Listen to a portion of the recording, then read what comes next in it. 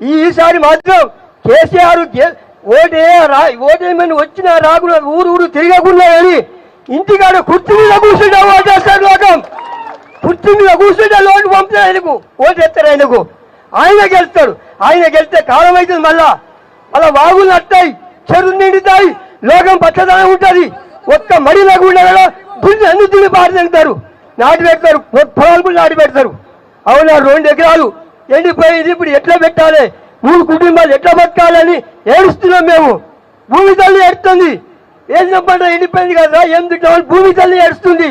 వానికి ఇంత కూడా శ్రమ లేదు. ఆయన ఇంత కూడా అయ్యో అనిపిస్తలేదు ఆయనకు. ఆయనే చూసుకుంటారు. 3-4 ఉన్నారు.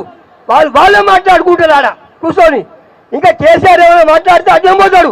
అడ్డం పోయి ఆయనకు ఏమో కోపం రావాలని గెలిగిస్తారు. అట్లాంటి కాంగ్రెస్ వచ్చింది మనకు. మనం మంచిగా బతాం, హాయిగా బతాం.